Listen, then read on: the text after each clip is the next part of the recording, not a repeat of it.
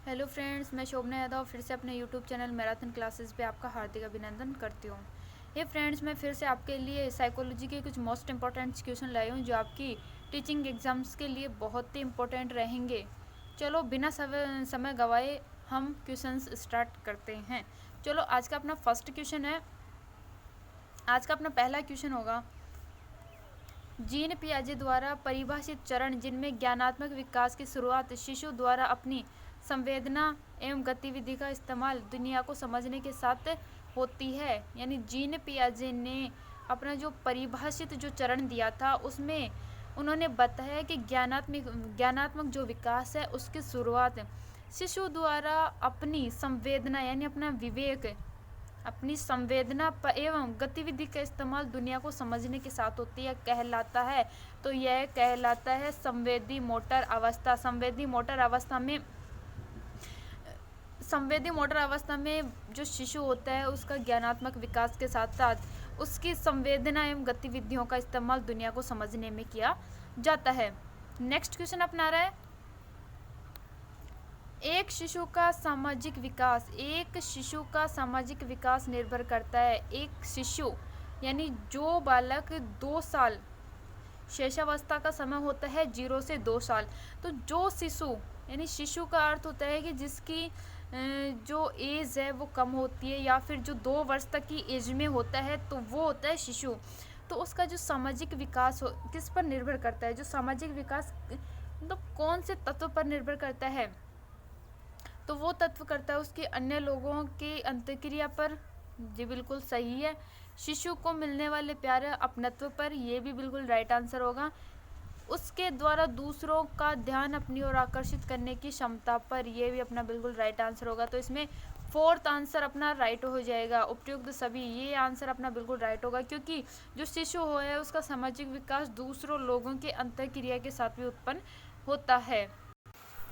तो अपना ये क्वेश्चन सॉल्व है, इसका राइट आंसर होगा फोर्थ ऑप्शन। इसका अर्थ होता है कि जैसे शिशु का जो सामाजिक विकास होता है, शिशु का सामाजिक विकास किस चीज़ पर निर्भर करता है, तो वह चीज़ यानी दूसरे अन्य लोगों के साथ अंतःक्रिया का संबंध तात्पर्य होता है कि जैसे 2 लोग हैं आपस में बातचीत कर रहे हैं या फिर कुछ समझने की कोशिश कर रहे हैं। 2 लोग जब आपस में बातचीत कर रहे हो तो उनके बीच जो क्रिया हो रही है उसे अंतःक्रिया कहा जाता है। शिशु को मिलने वाले प्यार एवं अपनत्व के कारण, शिशु को जो प्यार मिलता है या फिर जो अपनत्व की भावना मिलती है उसके कारण जो शिशु का सामाजिक विकास होता है। तीसरा है उसके द्वारा दूसरों का ध्यान अपनी ओर आकर्षित करने की क्षमता पर, कि बच्चा दूसरों का ध्यान अपनी ओर आकर्षित कैसे कर सकता है। तो यह फोर्थ ऑप्शन अपना राइट हो जाएगा। तीनों ये राइट आंसर है। नेक्स्ट क्वेश्चन अपना रहा है,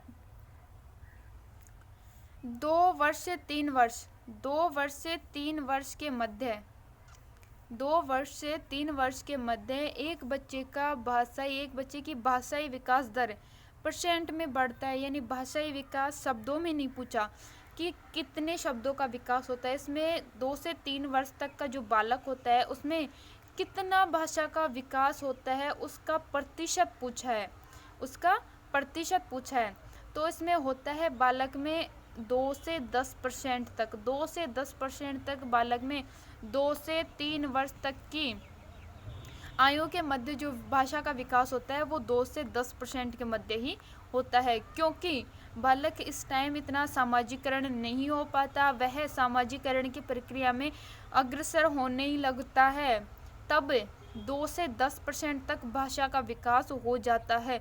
2 से 3 वर्ष तक की अवस्था में बच्चा शैशवावस्था पार करके बाल्यावस्था में या फिर पूर्व बाल्यावस्था में प्रवेश करता है, तो यह जो भाषा का विकास होता है जो या भाषाई शब्दों का जो विकास होता है वो इतना नहीं हो पाता। तो इसमें 2 से 10% तक का विकास होता है।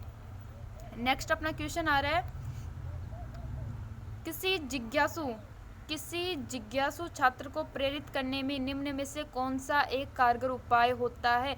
जिज्ञासु का मतलब उत्सुक, किसी कार्य को करने के लिए जो बच्चा उत्सुक रहता है या फिर अपनी क्रियाएं करता रहता है बार बार क्रियाएं करता रहता है, या फिर किसी चीज़ को जानने के लिए, किसी कार्य को करने के लिए जो बच्चा हमेशा उत्सुक रहता है या फिर निरंतर कोई प्रयास करता रहता है, वो बालक उत्सुक बालक कहलाता है। इसको प्रेरित करने में निम्नलिखित में से एक कारगर उपाय है। सजा द्वारा? जी बिल्कुल नहीं, क्योंकि छात्र सजा द्वारा छात्रों को प्रेरित नहीं कर सकते। प्रशंसा द्वारा ये हो सकता है। आगे ऑप्शन और देखते हैं, इससे बेटर कोई ऑप्शन मिलता है तो अपने आलोचना द्वारा, ये भी बिल्कुल नहीं होगा, इनमें से कोई नहीं। तो ये 3 ऑप्शन तो होंगे नहीं, तो इसमें सेकंड ऑप्शन अपना आ जाएगा। इसमें अपना सेकंड ऑप्शन आएगा प्रशंसा द्वारा, क्योंकि प्रशंसा द्वारा अगर जिज्ञासु बालक को प्रशंसा करेंगे या फिर कोई बालक अच्छा कार्य कर रहा है, अगर अपन उसकी प्रशंसा करेंगे तो बालक आगे प्रेरित होने का प्रयास करेगा या फिर आगे प्रेरित होने के लिए उत्सुक रहेगा। नेक्स्ट अपना इसमें राइट आंसर हो गया प्रशंसा द्वारा। नेक्स्ट क्वेश्चन अपना रहा है ध्वनि की गति।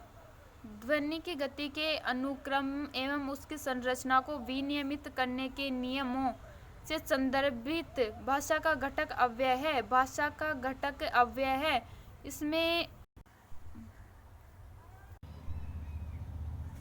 रोरसा शाही धब्बा परीक्षण जो व्यक्तित्व का मूल्यांकन करने के लिए इस्तेमाल किया जाता है। रोरसा शाही धब्बा परीक्षण जो व्यक्तित्व का मूल्यांकन करने के लिए इस्तेमाल किया जाता है, ये इसका विकास किया, यानी रोरसा शाही धब्बा जो परीक्षण है इसका विकास किसके द्वारा किया गया, तो यह है इसका विकास किया गया था हरमन रोरसा जो मनोवैज्ञानिक है, इन्होंने हरमन रोरसा शाही धब्बा परीक्षण का व्यक्तित्व जो मूल्यांकन का जो एक परीक्षण दिया था जिसका नाम है रोरसा शाही धब्बा परीक्षण, इसका इस्तेमाल किया था। इन्होंने अपने हरमन रोरसा नाम पर इसका परीक्षण का नाम भी रोरसा शाही धब्बा परीक्षण रखा। नेक्स्ट क्वेश्चन अपना आ रहा है खेल कूद के जरिए बच्चों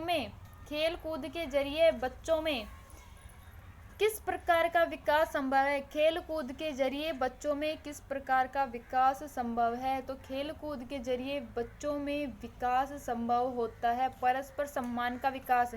जी सही है, क्योंकि परस्पर सम्मान का विकास, क्योंकि खेल कूद में उनसे बड़े और उनसे छोटी उम्र के बच्चे शामिल होते हैं तो वे एक दूसरे के सम्मान की भावनाओं के साथ साथ वो उनमें सहयोग की, नेक्स्ट अपना है सहयोग तथा सामंजस्य की, सहयोग की परस्पर भावना के साथ साथ उनमें सहयोग की भावना का भी विकास और सामंजस्य की भावना का विकास भी होता है। तीसरा अपना है सामाजिक गुणों का विकास। सामाजिक, क्योंकि अगर बच्चा खेल कूद कर रहा है, समाज में रह के अगर खेल कूद कर रहा है तो उसमें जाहिर सी बात है उसमें सामाजिक गुणों का विकास होगा, क्योंकि समाज में रहकर अगर सामाजिक गुणों का विकास नहीं हुआ तो यह खेल कूद या जो प्रतिक्रियाएं हैं, जो क्रियाएं हैं, वो किसी काम की नहीं होती हैं। तो इसमें फर्स्ट ऑप्शन भी सही है, सेकंड भी सही है और थर्ड भी सही है, तो इनमें अपना राइट आंसर हो जाएगा डी ऑप्शन इनमें से सभी।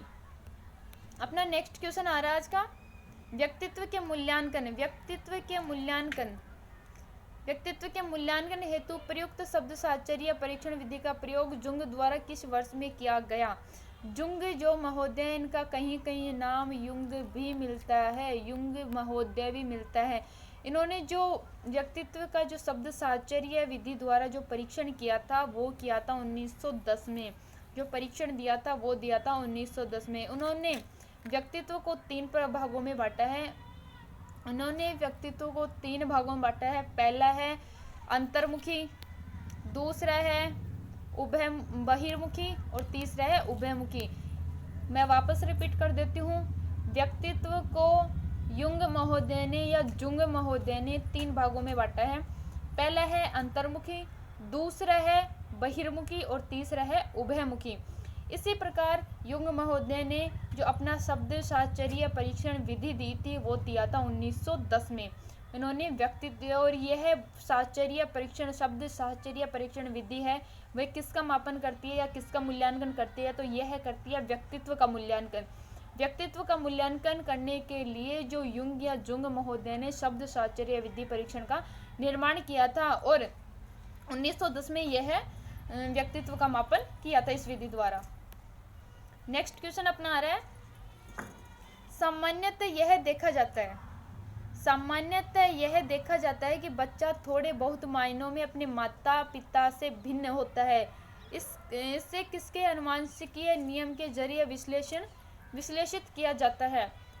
प्रायः सामान्य तौर पर यह देखा जाता है कि थोड़े बहुत, पूरा नहीं, कुछ मायनों में, थोड़े बहुत मायनों में जो अपना बच्चा होता है वो अपने माता पिता या माँ बाप से भिन्न होता है, यानी अलग होता है, कुछ गुणों में अलग होते हैं। इसे किसके अनुवांशिकीय नियम के जरिए, यह किसके अनुवांशिकीय नियम के जरिए विश्लेषित किया जाता है, यानी जो अनुवांशिकता का नियम दिया था उससे, उसके जरिए कैसे विश्लेषित किया जाता है, तो इसको किया जाता है विभेद के द्वारा। विभेद के, कीटाणु के जनन द्रव्य सिद्धांत का कोई महत्व नहीं होता, अवनति का भी कोई महत्व नहीं होता, और समानता तो होती नहीं है, क्योंकि उनमें इसमें पहले उन्होंने पूछ लिया है कि भिन्न होता है, तो इसमें समानता का तो कोई होगा ही नहीं, इसमें विभेद का आएगा। विभेद बिल्कुल राइट आंसर होगा कि अनुवांशिकता के विभेद के नियम के जरिए बच्चा थोड़े बहुत मायनों में अपने माता पिता से अलग होता है या भिन्न हो सकता है। नेक्स्ट क्वेश्चन अपना आ रहा है, समान आयु वर्ग से संबंध अन्य सहपाठियों से, समान आयु वर्ग से संबंध अन्य सहपाठियों से जब किसी छात्र की तुलना की जाती है तो उसमें एक स्पष्ट शैक्षिक कमी, त्रुटि दृष्टिगोचर होती है, ऐसे बच्चे को कहते हैं समान आयु वर्ग। जैसे दो बच्चे होते हैं, समान आयु वर्ग यानी जैसे दो या दो से अधिक जो बच्चे होते हैं समान आयु, उनकी सामान्य तौर पर अगर अपन आयु मानते हैं तो उनकी आयु सामान्य तौर पर अपन कर सकते हैं कि 10 वर्ष का बच्चा है, 10 वर्ष के 5 या 6 बच्चे हैं, जब उनका संबंध सहपाठियों की तुलना की जाती है, जब उन 6 या 10 बच्चों की तुलना, 10 वर्ष के बच्चों की तुलना 6 बच्चों की तुलना, जो 10 वर्ष के 6 बच्चे हैं उनकी तुलना उनके सहपाठियों से की जाती है, तो उनमें स्पष्ट शैक्षिक कमी, उनमें जो कमियां प्रस्तुत होती हैं, जो कमी उनमें मिलती है, तो ऐसे बच्चों को कहते हैं पिछड़ा बालक, क्योंकि प्रतिभाशाली बालक में कोई त्रुटि नहीं होती है। प्रतिभाशाली बालक की जो आईक्यू होती है वो बहुत अधिक होती है, या 120 से 130 के समथिंग होती है।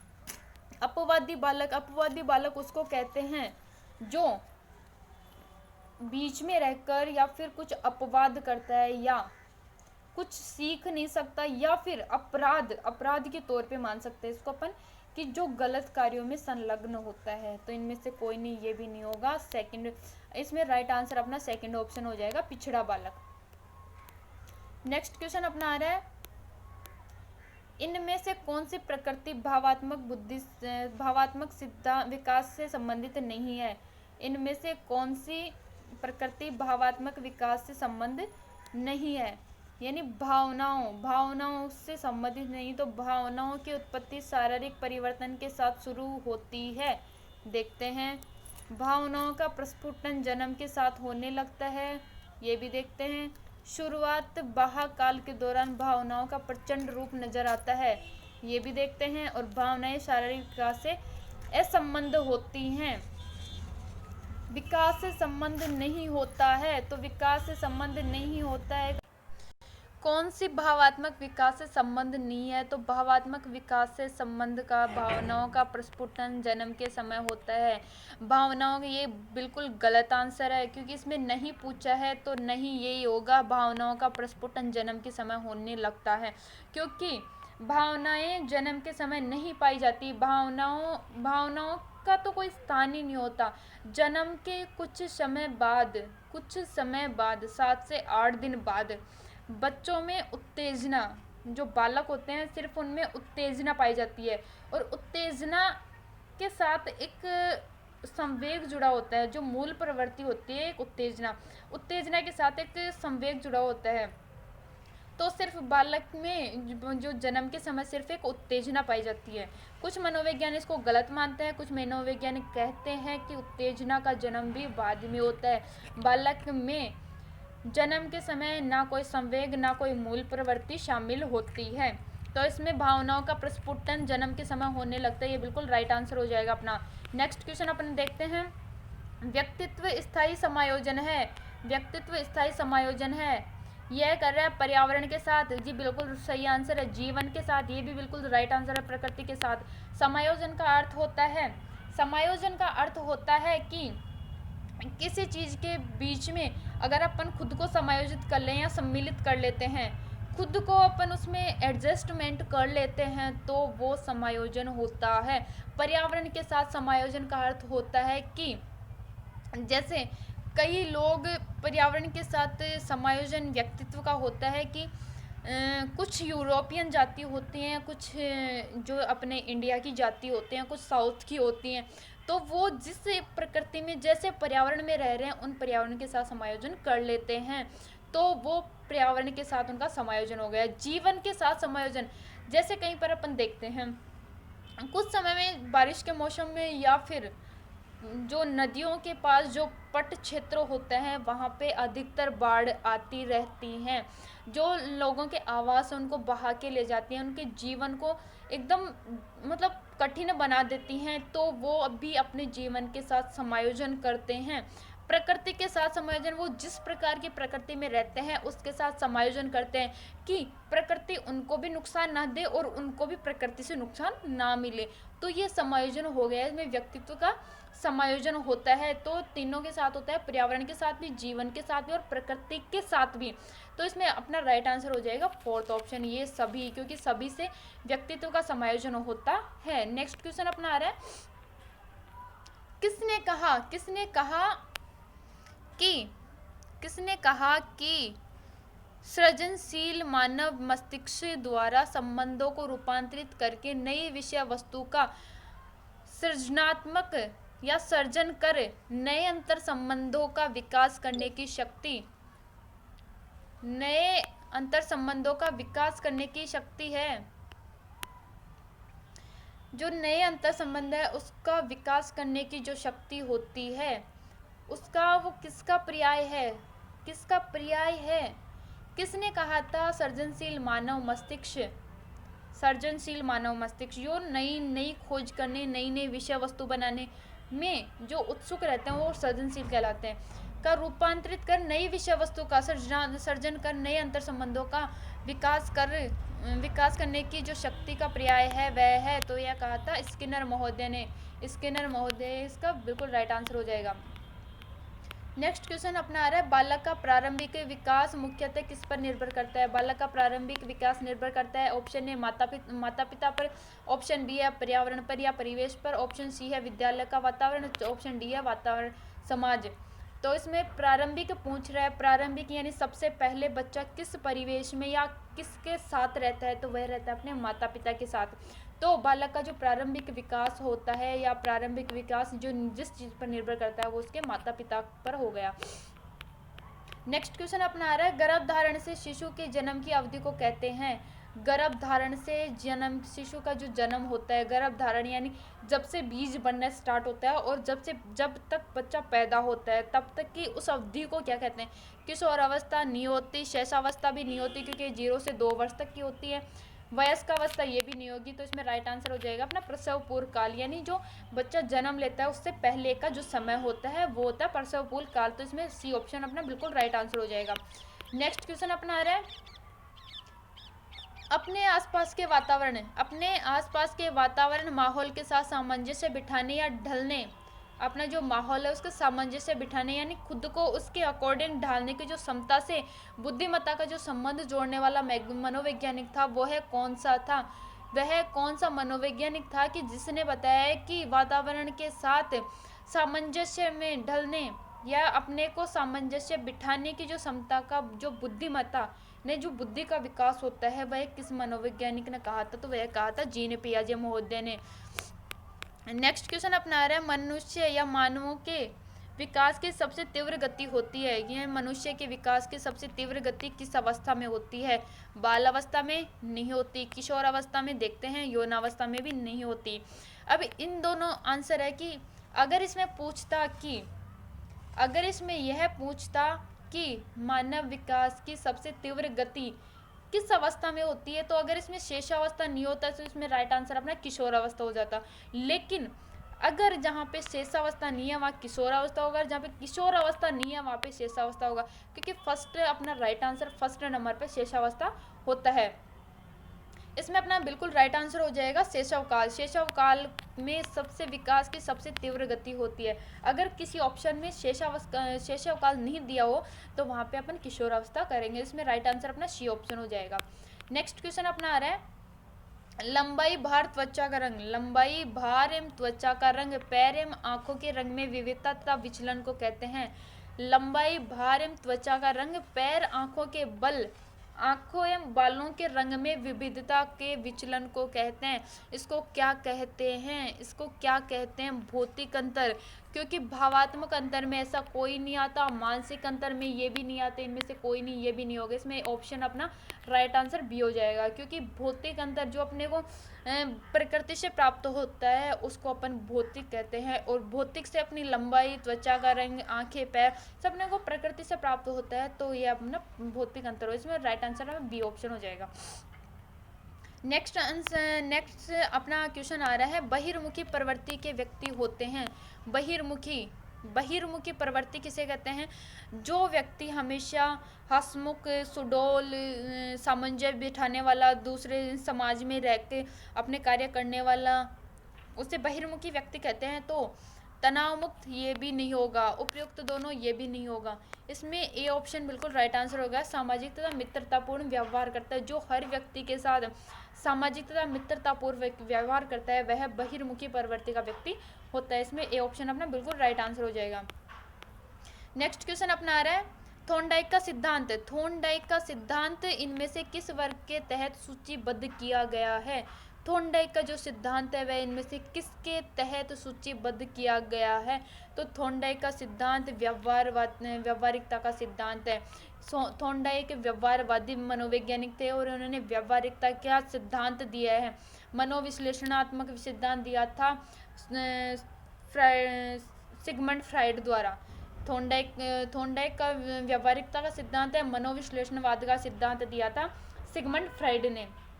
ज्ञानात्मक सिद्धांत होता नहीं है, तो ज्ञानात्मक सिद्धांत अपन उस अवस्था में मान सकते हैं। अंतरसूजम जो संज्ञानात्मक सिद्धांत है उसको अपन ज्ञानात्मक सिद्धांत बोल सकते हैं, लेकिन सामान्य तौर पर ज्ञानात्मक सिद्धांत दिया नहीं गया था, क्योंकि अंतरसूज कोहलर, कोफ्का और वर्दिमर द्वारा अंतरसूजम अंतर्दृष्टि का सिद्धांत दिया गया था। उसको अपन ज्ञानात्मक सिद्धांत बोल सकते हैं, क्योंकि वह अपने चिंतन और ज्ञान के जरिए आगे बढ़ने की कोशिश करते हैं। तो थॉर्नडाइक का इसमें अपना क्वेश्चन था, थॉर्नडाइक का सिद्धांत इनमें से किस वर्ग के तहत सूचीबद्ध किया? तो वह व्यवहारिकता का सिद्धांत है। नेक्स्ट क्वेश्चन अपना आ रहा है बुद्धि का एकल घटक। बुद्धि का एकल घटक या एकल अवयव सिद्धांत दिया था। एकल घटक एवं एकल अवयव सिद्धांत दिया था अल्फ्रेड बिने द्वारा। अल्फ्रेड बिने ने बुद्धि में सिर्फ एक तत्व बताया है। बुद्धि में कहा है कि बुद्धि में सिर्फ एक ही तत्व शामिल होता है। तो ये सिद्धांत दिया था अल्फ्रेड बिने द्वारा। इसमें राइट आंसर अपना हो जाएगा ऑप्शन सी।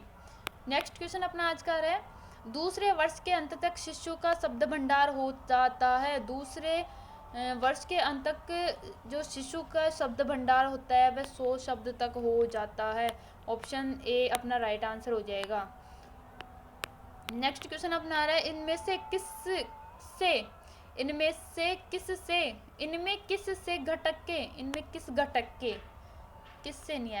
किस घटक के प्रभाव से शैक्षिक पिछड़ापन उत्पन्न होता है?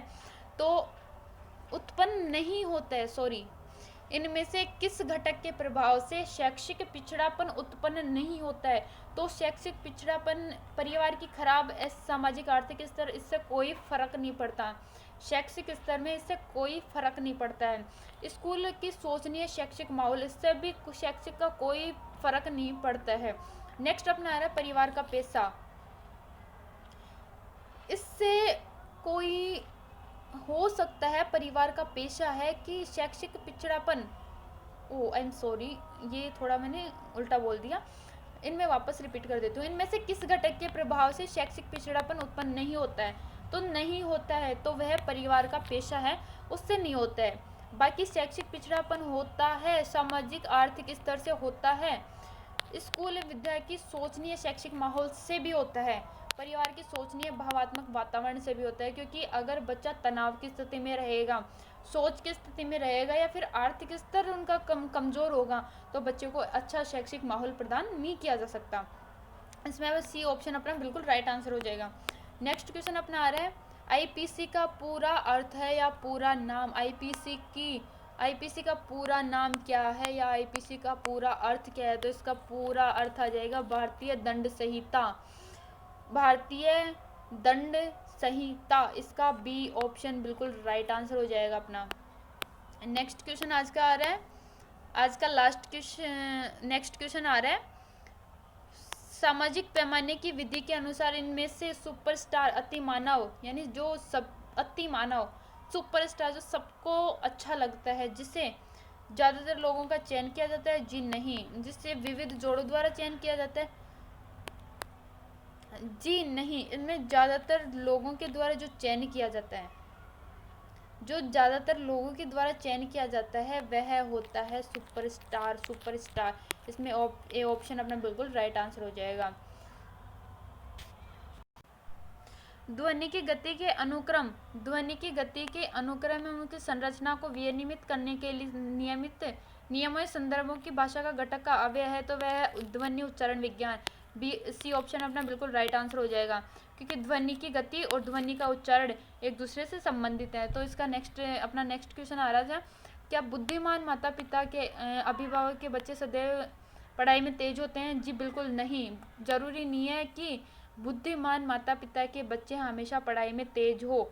वह बुद्धिमान माता पिता, जिस बच्चे के माता पिता बुद्धिमान या प्रखर बुद्धि हैं, उनके बच्चे जड़ बुद्धि भी हो सकते हैं, मंद बुद्धि भी हो सकते हैं, सामान्य बुद्धि भी हो सकते हैं और प्रखर बुद्धि भी हो सकते हैं। यह जरूरी नहीं है कि बुद्धिमान माता पिता के बच्चे बुद्धिमान ही हो, लेकिन कई बार ये हो जाता है कि जिन बच्चों के माता पिता जड़ बुद्धि है, मंद बुद्धि या सामान्य बुद्धि है, जो वो अभिभावक हैं, उनके जो बच्चे हैं वो प्रखर बुद्धि, प्रतिभाशाली बुद्धि या तीव्र बुद्धि के होते हैं।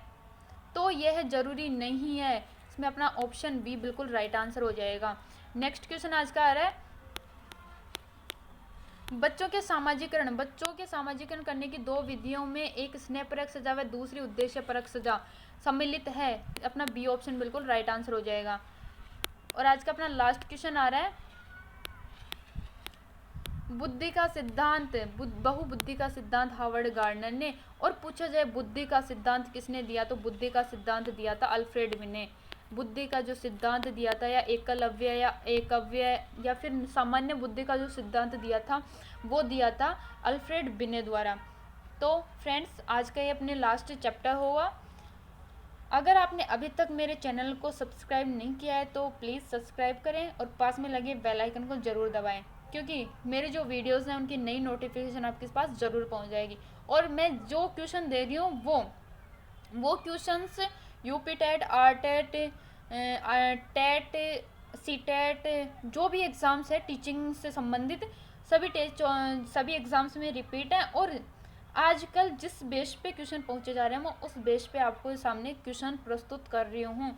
तो आप मेरे चैनल को सब्सक्राइब करें, वीडियो को लाइक करें, शेयर करें, कमेंट करें और पास में लगे बेल आइकन को ज़रूर प्रेस करें ताकि नए वीडियोज़ की नोटिफिकेशन आपके पास पहुँच जाए।